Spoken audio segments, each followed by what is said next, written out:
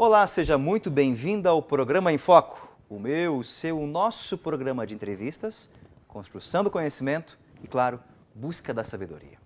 Hoje a nossa convidada dispensa apresentações, professora Cacilda Zaffanelli, muito conhecida nossa, já esteve algumas vezes aqui conosco e que recentemente começou novos afazeres. Vamos dizer que ela se aposentou, deixou a educação formal, mas continua educadora. Por isso, o nosso tema de hoje será uma vida dedicada à educação. Professora Cacilda, muito obrigado por sua presença mais uma vez aqui, abrilhantando a nossa discussão. Eu é que agradeço, André, porque estar na Unipar para mim é sempre um prazer, dado que eu estive aqui durante 35 anos como funcionária, né? Como professora. Então, eu agradeço muito essa oportunidade de estar aqui mais uma vez. Nos sentimos honrados com a sua presença, professora. E a primeira pergunta que eu quero fazer contigo, nesse nosso bate-papo, nossa conversa, é mais ou menos, não seria um arquivo confidencial, mas nos moldes, né? Sei. O que te levou, professora, na tua vida dedicada à educação, a buscar ser educadora? O que te encantou? Pois é, você sabe que essa tua expressão educadora, eu penso que eu fui, durante esses 40 anos que eu me dediquei à educação formal, eu fui muito mais educadora do que professora. Tem diferença? Tem, porque dizem que o professor instrui, ele ensina, e o educador educa. Então, como na universidade, sobretudo, eu sempre me dediquei a disciplinas complementares, em vários cursos. E eu não sei se foi por isso ou se é pelo meu perfil mesmo, eu entendo que, olhando toda a minha história, que eu fui muito mais educadora, sabe? Porque eu me preocupava bastante com o comportamento, com a ética, com os valores, e não apenas com o conteúdo programático que tem lá no plano de ensino. Na tua frente, então, estava uma pessoa, e não apenas um aluno. Isso, exatamente. Nunca fui de chamar o aluno pelo número da chamada, e sim sempre pelo nome. Sempre procurei conhecer um pouco mais a história daquele aluno. Agora, voltando à tua pergunta, por que eu me dediquei à educação, eu até nem sei. No meu ensino médio, eu tive uma professora de língua portuguesa, da qual eu gostava muito. E eu queria fazer letras a princípio. Em princípio, eu queria fazer letras. No Inspirado início. por essa professora? Por essa professora. Depois, eu fui para Curitiba até fazer vestibular e conheci uma moça no pensionato que eu ficava, e ela disse: Cacilda, você tem jeito para sociologia. O teu perfil é sociologia. Pronto, já enveredei para sociologia. Bastou para que ela dissesse isso. Não sei se são coincidências da vida ou não. Talvez qualquer outra área que eu me dedicasse, André, eu iria gostar, eu penso. Todas as áreas não. Exatas, por exemplo, eu não tenho muito perfil, mas eu penso que desde que eu estivesse produzindo, eu gostaria. Mas ser professora para mim foi tudo, sabe? Gostei muito, muito mesmo de ter sido professora. E ainda sou. Como é que a senhora hoje, depois de 40 anos dedicada à educação, de repente tem que se perceber atuando ainda como educadora, mas não mais na educação formal, na chamada educação informal? A senhora ainda se vê como educadora hoje? Me vejo, sabe? Eu entrei na escola com 6 anos de idade. Meio raro até para minha idade, não é? Eu tive um pai que tinha apenas a 4ª série da época. Ele foi alfabetizado pela mãe, que era italiana. Ela alfabetizou os filhos em português. Veja que história. Interessante. E esse meu pai, ele dava muito valor à educação, muito mesmo. Tanto que eu sou a filha mais velha, e assim como meus 2 outros irmãos, era condição sine qua non estudar. Então, eu fui muito pequenininha para a escola e fui para internato, inclusive, com 7 anos de idade, porque o objetivo era estudar. Então, eu entrei na escola com 7 anos e nunca mais saí, com 6 anos e nunca mais saí da escola, como estudante, como professora, sabe? E agora que eu me aposentei recentemente da educação formal, de uma empresa, de uma escola, como é o caso da Unipar, eu continuo me dedicando à pós-graduação, à formação de professores aqui na região. Então, eu não tenho mais aquele vínculo empregatício e o horário de trabalho, mas eu continuo ligada à educação de alguma forma. Na opinião da senhora, professora, o fato da gente ser educador é uma condição humana nossa? Cada humano é chamado a educar, a apontar caminhos para o outro? Eu acredito que sim. Eu concordo plenamente. Entendo que todos deveriam ter essa visão, sabe, André? No entanto, muitos não têm. Não sei se nós, porque eu vivi a maior parte da minha vida em ambientes escolares, então tenho esse perfil. Mas eu penso que todas as pessoas teriam que ser educadas ou trabalhadas ou treinadas ou orientadas a se preocupar com a educação do outro. Porque me dá a impressão seguinte, quando existe alguém na sociedade que é responsável pela educação, dá a impressão que eu terceirizo aquilo e falo, olha, eduque meu filho, né? E me ausento da responsabilidade. Exatamente. Agora, se a gente se vê, puxa, todos nós somos responsáveis pela educação de todos, certo. A gente mergulha num processo conjunto. Exatamente. Né? Penso eu que tantos problemas sociais que existem hoje, talvez fossem minimizados se todo mundo se percebesse nesse papel de responsabilidade de educar o outro, não é? Uma perguntinha para a gente ir para o nosso intervalo, professora. Sim. Se não souber responder, não tem problema, é um bom sinal também. A senhora mais ou menos tem a ideia de quantos alunos passaram na tua vida? Eu tenho, sim. Eu imagino que passaram por mim uma média de 1.000 por ano. 1.000 por ano? 40 anos, 40 mil. Puxa vida, que interessante, né? Porque, fazendo uma média, né? Tinha época que tinha muito mais do que 1.000, outra época menos. Mas eu penso que numa média 40 mil foram meus alunos. E como é que é, de repente, olhar para trás na história e pensar, puxa, 40 mil... Desses 40 mil, todos tiveram um pouquinho de mim durante a semana, exatamente, né? E a senhora marcou a vida de 40 mil pessoas. É satisfatório isso? É bem aquilo que fala Saint-Exupéry, né? Cada um que passa na sua vida deixa um pouco, você leva um pouco deles. E a gente se torna responsável por ele. Isso. Esses dias eu estive em Maringá no casamento, mas andando na rua ali, fui tomar um lanche, aí passou um rapaz e disse, professora Cacilda? Eu disse, sim, você foi minha professora. Eu fui professora dele nos anos 80. Ele se lembrou de mim, ele se lembrou da disciplina, de como eu marquei a vida dele, sabe, André? Então, isso não tem dinheiro que paga. Não tem dinheiro que paga. E essa semana eu estava num restaurante aqui e uma ex-aluna disse, fiquei sabendo que você se aposentou. Eu disse, pois é, me aposentei. Aconteceu algum problema? Eu disse, não, eu planejei. Não, aconteceu, porque do jeito que você ama a educação, do jeito que você ama a Unipar, você sair da Unipar. Não, mas eu me aposentei pelo tempo, então foi planejado, me preparei. Você está bem? Estou. Ah, bom, então tá bom. Esse tá bem foi o seguinte, eu estava em casa onde cheguei do trabalho e a minha esposa chegou assim, André, você não sabe o que aconteceu? Falou que a professora Cacilda se aposentou. Será que ela está doente? Foi a pergunta que ela fez. A senhora pôs no Facebook agradecendo, né? Foi, exatamente. A acolhida na Unipar. E ela falou, será que ela está doente?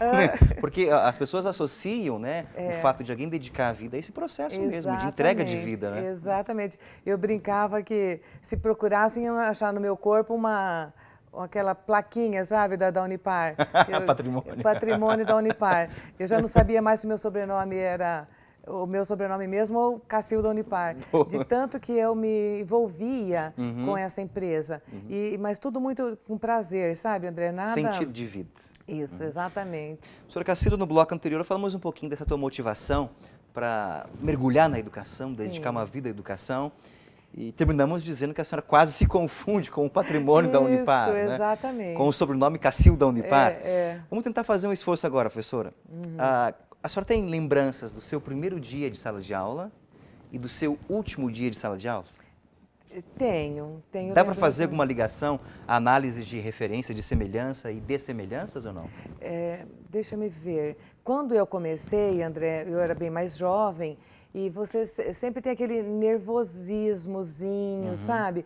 Aquela perna tremendo, porque está começando uma tarefa nova. E durante alguns anos, todo início de ano isso acontecia, porque você se punha na frente de uma plateia. O novo sempre dá medo na gente. Sempre dá medo na gente. Com o tempo, esse nervosismozinho foi diminuindo e tal. Ou a gente se acostuma com ele, né?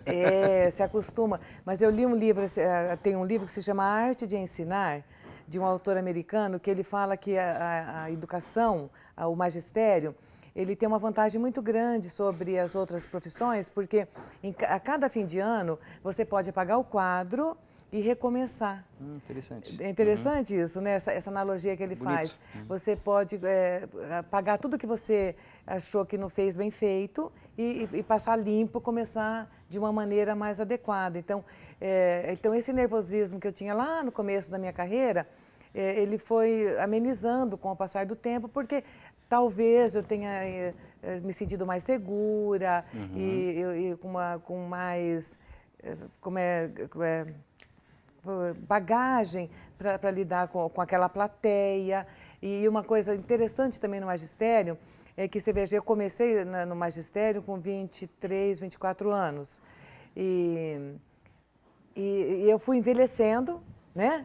Eu saí de sala de aula com 63, quando eu fiz 63, mas a plateia era a mesma.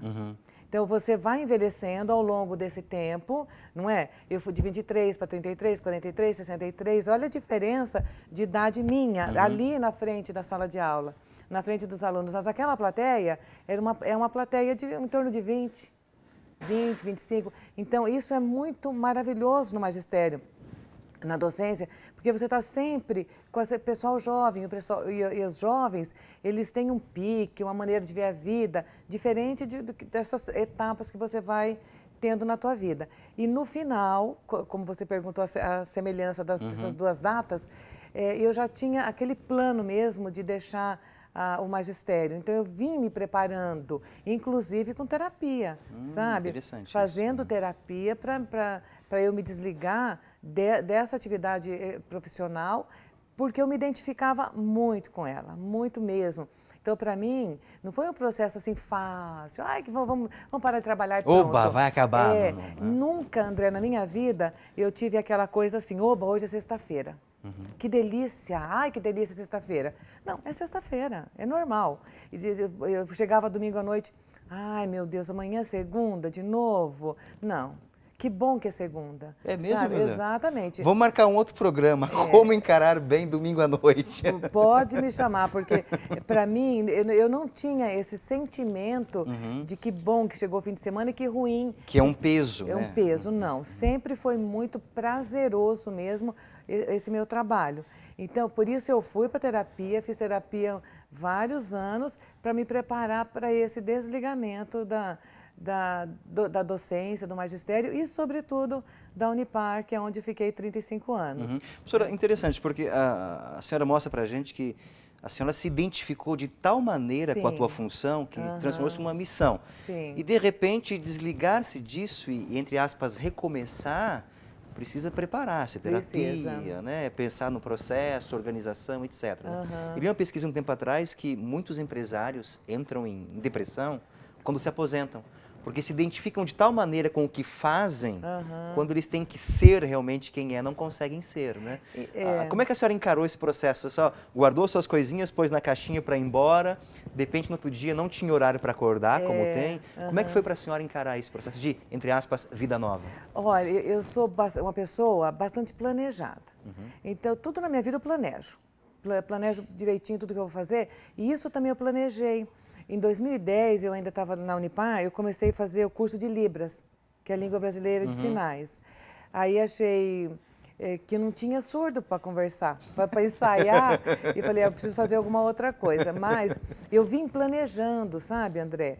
E como eu me desliguei em dezembro de 2012, da ação mesmo, do trabalho, vieram as férias.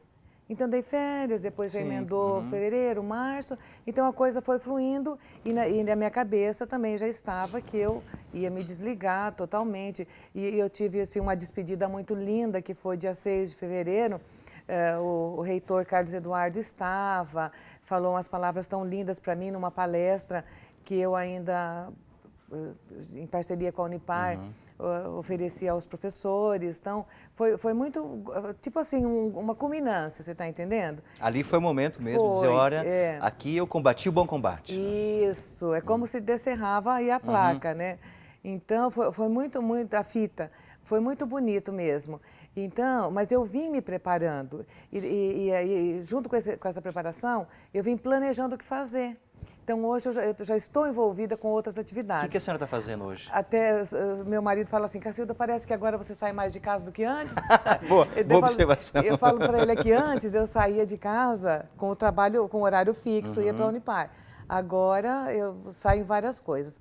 Pois é, eu estou aprendendo corte e costura. Corte e costura. Já não compro mais roupa. Olha só. Tá. Então, veja, e corte e costura é difícil, sabia? Você tem que usar a cabeça e pensar e planejar e vai na aula, vou na aula na casa da professora. Virou aluna agora? Virei aluna.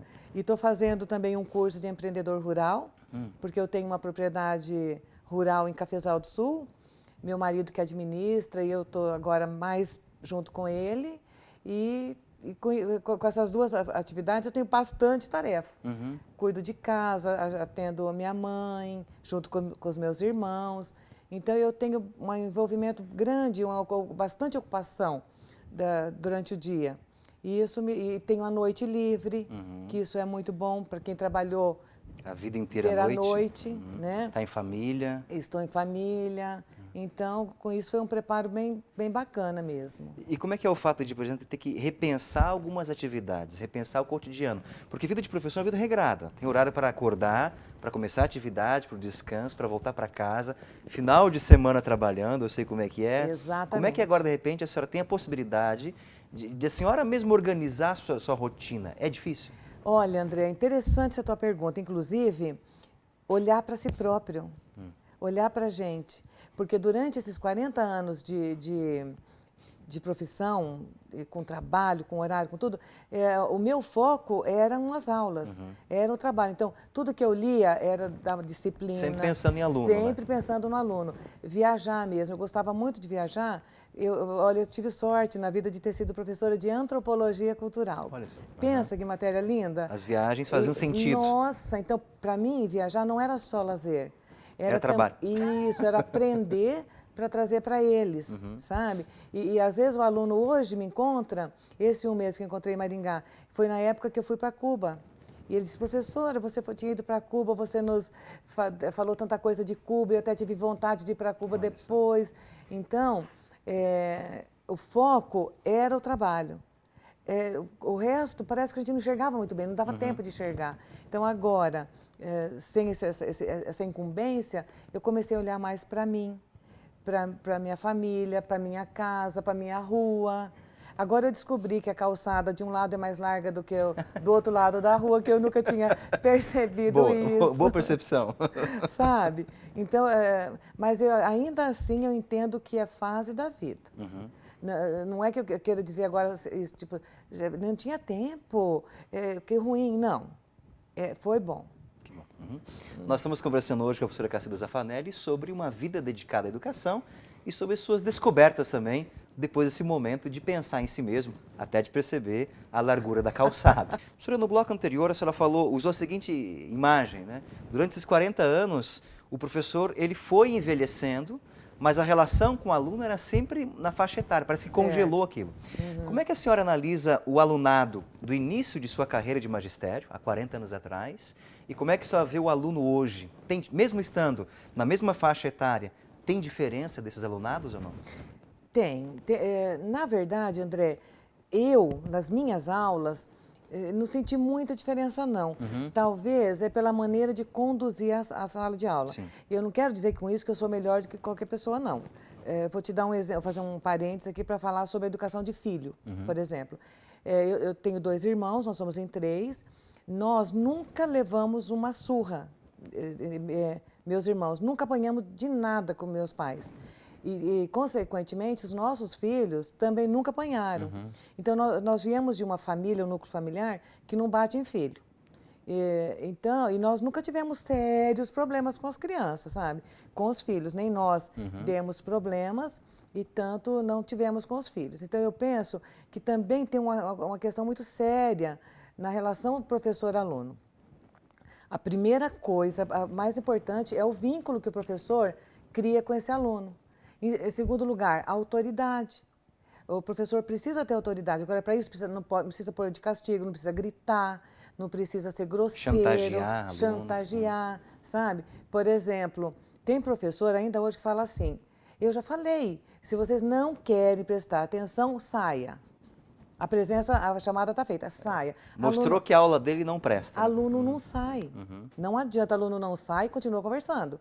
Então, o que é que tem que acontecer? Mudar a didática, mudar a nossa pedagogia. Então, esse alunado, obviamente, que ele é diferente daquele alunado que eu tinha quando comecei em 77 aqui na Unipar. De 77 para 2007, para 2012, mudou muito. Por quê? Primeiro, não tinha a tecnologia que tem hoje. Hoje ele vai para a aula com notebook, com um celular, com um tablet, conectado à internet.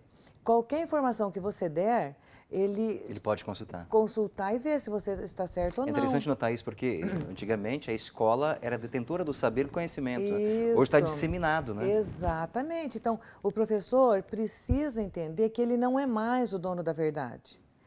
E ele nem tem condição de assimilar todas as informações a respeito de um tema, visto que está tudo aí na internet. Eu lembro, André, que quando eu cheguei aqui, era bem aquele ditado, em terra de cego, quem tem um olho é rei. Sim.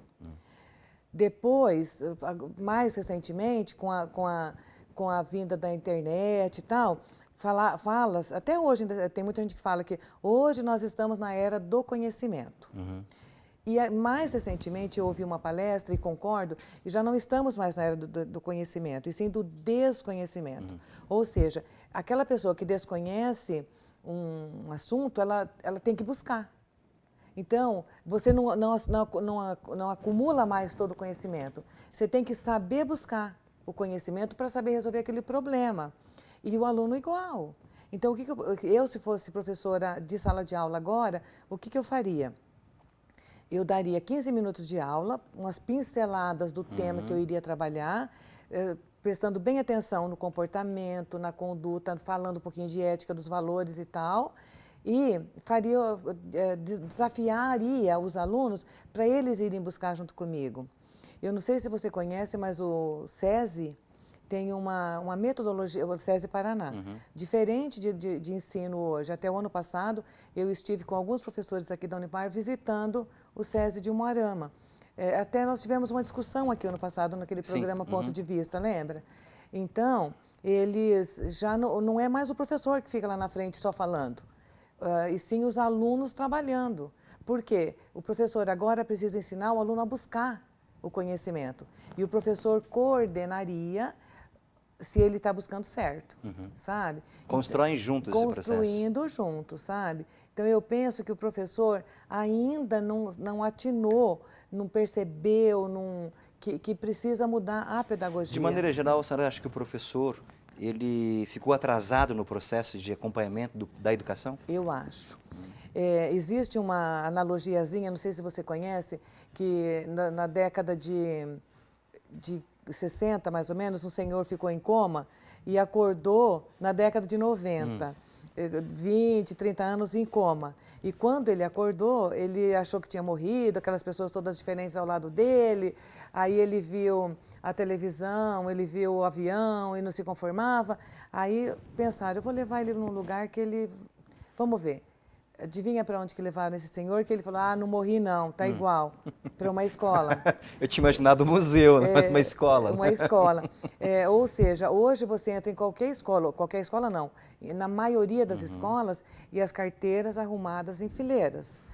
Diz a Fátima Freire, filha do Paulo Freire, que é a educação cangotal. Cangotal. Cangotal, um olhando o cangote do outro. Especialista em cangote. Em cangote, você entendeu? Então, aquele Ricardo Semler, ele escreveu um livro em 2007, agora não me lembro o nome do livro dele, mas ele é autor daquele livro famoso, Virando a Própria Mesa. E ele disse que se no século XVIII alguém tivesse morrido e congelado e ressuscitado agora, ele ia achar que mudou muito o mundo. O mundo mudou demais, com o automóvel, com o avião, com a internet, pela luz elétrica, telefone e tudo mais, mas uma coisa não mudou, a escola. Então, a escola... Então, tem muita mudança bacana, muita mesmo no mundo, sabe, André? Mas, de um modo geral, o professor ainda é muito resistente à mudança. E, na minha opinião, é aquele que tinha que puxar. a mudança, aquele que tinha que ser o primeiro da fila a liderar as mudanças, sabe? E na opinião da senhora, quais seriam então as dicas da sua experiência para que o professor ele possa então puxar esse processo de mudança, de transformação? Olha, sair da zona de conforto. É mais ou menos como você ter que fazer um regime para emagrecer, você ter que fazer uma dieta por um problema de saúde que você tem. Não tem choro. Por exemplo, diabético. Não tem choro, ele não pode comer doce, não é? A pessoa que tem colesterol, não tem choro, ela tem que evitar comida gordurosa e tal e tal. A mesma coisa o professor. Se ele quiser, agora tem uma coisa, eu quero ser um bom professor, eu quero fazer a diferença na vida dos meus alunos e na minha vida, então eu tenho que sair da zona de conforto. Eu tenho que buscar coisa diferente, eu tenho que ler, eu tenho que participar de debate, eu tenho que dialogar com os professores. Encarar o novo. Encarar o novo, exatamente, encarar o novo. E essa juventude, ela é um aceleramento na mudança muito grande. Nenhum jovem hoje suporta professor falando 40 minutos, 50 minutos, eles têm que ficar quietinhos. Então, a nossa pedagogia precisa realmente mudar. Nós precisamos entender que nós estamos num período de mudança muito acelerada.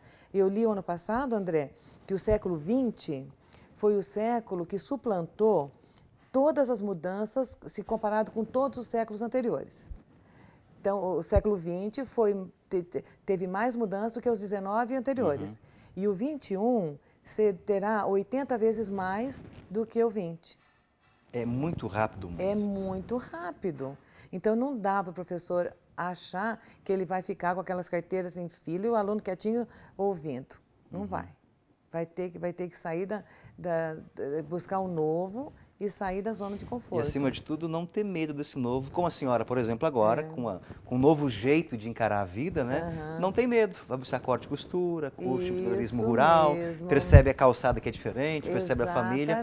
Acho que esse olhar diante do novo como gratuidade, como dom, como presente, é que talvez a senhora ensine para mim, para a gente que está em casa ali, no sentido que a gente precisa ter na educação. E também, André, eu penso que nós não viemos para esse mundo do nada. Nós temos uma missão aqui, sabe? Então, e nós temos que entender isso. Qual vai ser a minha pegada, né, nesse mundo? Marca. A marca. Que marca eu vou deixar? É como diz o Mário Sérgio Cortella, qual é a tua obra? Né? Então, você pensar nisso e ver o que é que você está deixando para esse planeta. Eu tenho certeza que para mim, e mais 40 mil que passaram na tua vida, a senhora deixou boas pegadas. Obrigada, André. Muito obrigada mesmo. E em nome da Unipar, em nome de quem nos assiste em casa também, eu quero simplesmente agradecer a senhora por essa vida dedicada à educação. Obrigada. E sei que tem muito a oferecer ainda para a gente nessa nova fase. Obrigado mesmo, professor. Obrigada eu que agradeço muito mesmo. E obrigado a você pela audiência, por conosco juntos ouvirmos palavras sábias e deixarmos-nos ser pisados, deixarmos em nós pegadas de um processo de educação, de uma vida entregue à educação. Obrigado pela audiência, até o próximo programa, um forte abraço, tchau, tchau.